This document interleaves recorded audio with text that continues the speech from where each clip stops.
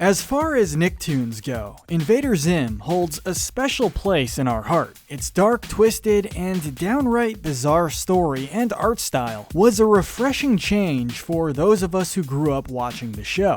After all, what's more wholesome and lovable than a little green alien hellbent on conquering the world? But with such a creatively twisted mind behind the show, it's no surprise that there was so much hidden throughout the series that many fans didn't catch. Not to mention all the edgy stuff that raised more red flags than a communist parade at Nickelodeon Studios. I'm Kyle with Wicked Binge, and today we've got 30 twisted Invader Zim facts that might shock even the most hardcore fans. Let's get started. Dib says, "Roar!" in front of the whole class! Filthy slug! Given the significance of Invader Zim and the critical acclaim the show has received, you'd think that it must have taken forever to come up with the concept. Well, quite the opposite actually. According to creator Jonan Vasquez, he came up with the concept in under an hour while in bed. I don't know how to do this, but I'm gonna do it. Vasquez was actually quite young when he started Invader Zim, only 22, which is really young for a showrunner. After dropping out of film school, Vasquez began his career as a comic book artist and quickly transitioned to animation. He definitely made the right choice. I'm super thankful. Even more amazing was that Vasquez's prior work, Johnny the Homicidal Maniac, was really dark, making it a bit of a shock that Nickelodeon approached him to develop a kids cartoon. That said, it was actually his later comic, Squee, a spin-off of Johnny the Homicidal Maniac, that got him the attention from Nickelodeon. When it came to what exactly influenced the show, Vasquez has said that Zim came from many of the things he obsessed over as a child, including paranormal investigations, aliens, monsters of all sorts, and science fiction. And of course, his very dark sense of humor that his previous work was notorious for was still present in Zim, kid show or not. Grr! That movie is some kind of government spying tool! Quickly, eat it! When it comes to why Vasquez went with the name Zim, many people speculated that he chose the name in reference to the character Sergeant Charles Zim from the sci-fi film Starship Troopers. The speculation began after Vasquez recorded at Nickelodeon Studios with the actor who played the character, Clancy Brown, who of course voices Mr. Krabs. But, as it turns out, Vasquez actually chose the name Zim because that's the name he chose for his girlfriend's old Tamagotchi. His name is Zim.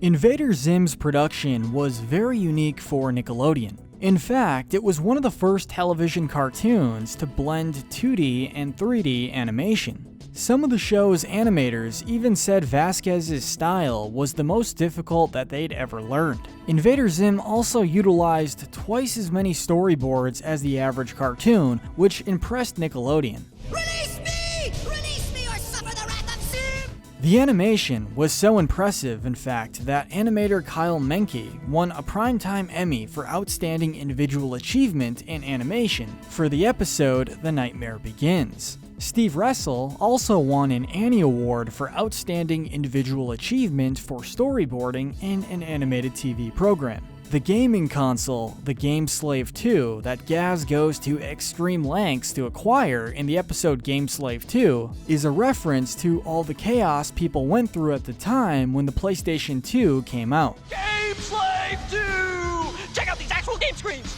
Are you still playing your old obsolete Gameslave 1? Why? What's wrong with you?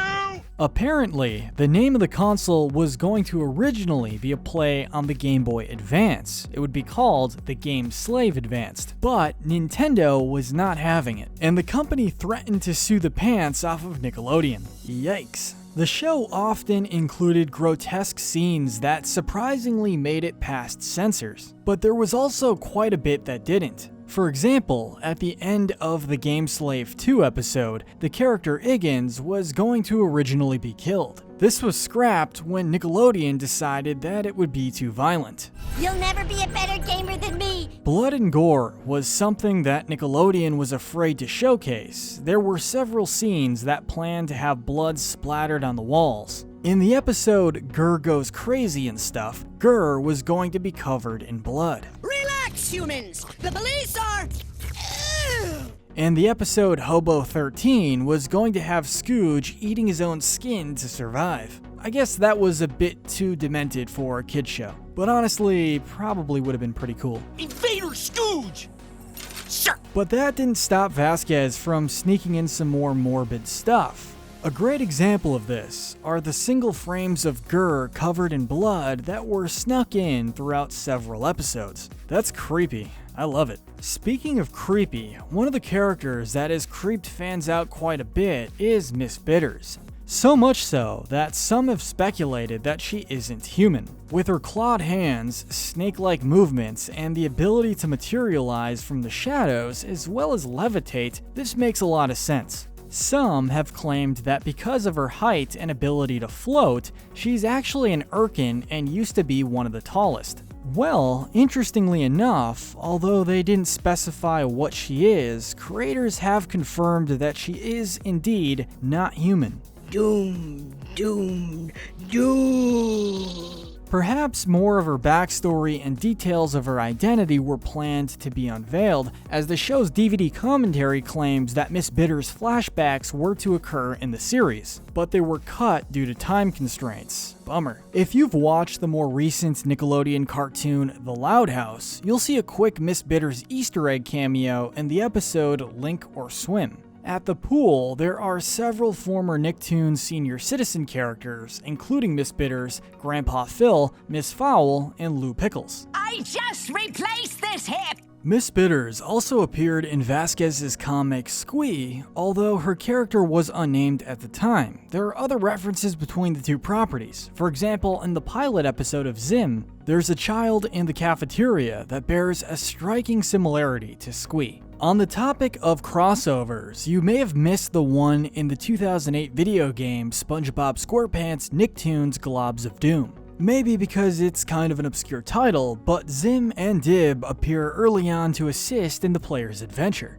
You need the plunger of doom! Another game that featured Invader Zim characters was Nicktoons MLB, which came out in 2011. Zim and Gaz are playable characters, and Gore is the greatest announcer in sports history, right up there with Harry Carey. His head is gonna explode! Personally, I wouldn't mind seeing Zim as an unlockable character in other games. If there were only tacos in here. We mentioned how Zim was one of the earliest 2D and 3D hybrid cartoons. Well, it also attempted something else unique. In an unaired episode titled Zim Eats Waffles, the goal was to make the entire episode one long continual shot. Although it didn't air, it was quite an impressive task to attempt. Yes! Time to work on my evil plan! On another dark note, Dib's iconic trench coat almost got the axe by Nickelodeon. Although it really fit his misfit character's personality, the network felt as though it would remind people of the Columbine shooters, which happened not long before the show came out. They attempted to have this changed, but it was ultimately left the way it was. Hey, Gaz, did you eat all the cereal? In the episode Door to Door, the virtual reality scene was actually going to include the Urkin fleet obliterating New York City, but after 9/11, it was changed. That said, on the episode's first airing, it was shown uncut. Vasquez has actually said that he prefers the revised version as he likes the idea of not using real-life cities in the universe. Now, see a world in which you do not buy my delicious treats! Another awkwardly dark connection comes from the controversial Dark Harvest episode in which Zim has to harvest organs to pass off as his own. Well, in 2006, when a man named Scott Dialski was convicted of murder, prosecutors referenced comments he made about the episode and his fascination with human organs. But according to his defense, he was only joking. You're full of organs, aren't you? Why, yes. Yes, I am. And you wouldn't notice if you were, say, missing a few.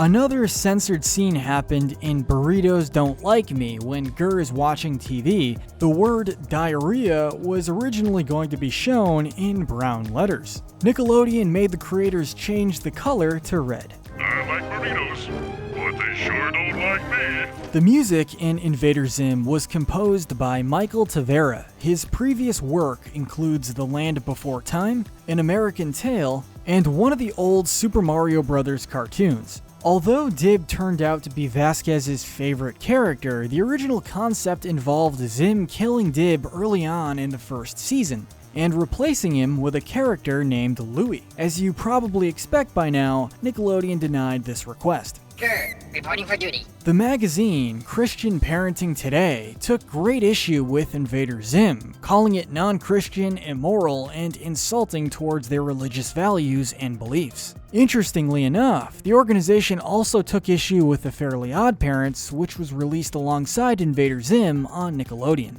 despite the fact that that show was created by Butch Hartman, who is openly Christian. A lot of tough decisions had to be made with casting for Zim's role. Originally, Mark Hamill was first in line to play our favorite little green alien, and after him, Billy West went as far as recording the pilot episode. West was already doing voiceover work for Futurama at the time, and Vasquez decided against using a voiceover artist that had such a recognizable voice. Whoa, that's pretty deep. The character Tack, who appeared in Tack the Hideous New Girl, was planned to reappear in the series later on, but due to its cancellation, she never returned. Hi, my name's Tack. I'm new here.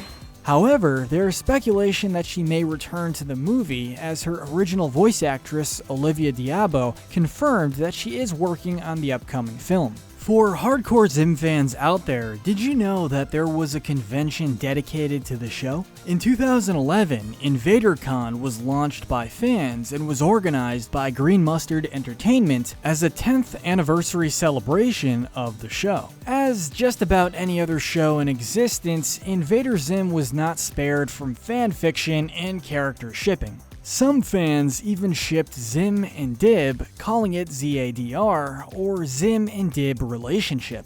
Vasquez personally hated the idea, but it was more against the idea of any sort of romance in the show, saying that anyone who was watching the show for romance was watching it wrong. Aw, not this again. You're crazy. Although the show was originally canceled way too soon, in 2010, Nicktoons began rerunning old episodes to test the waters for a potential future sequel. And fortunately, it did incredibly well, ranking second in ratings behind Avatar: The Last Airbender. And in 2018, Vasquez announced the Invader Zim movie, Enter the Florpus. Are you excited for Invader Zim to finally make its return in the form of a feature film? And what was your favorite part about this very twisted cartoon? Let us know in the comment section below. Don't forget to like this video, subscribe, and hit that notification bell. But most importantly, stay wicked.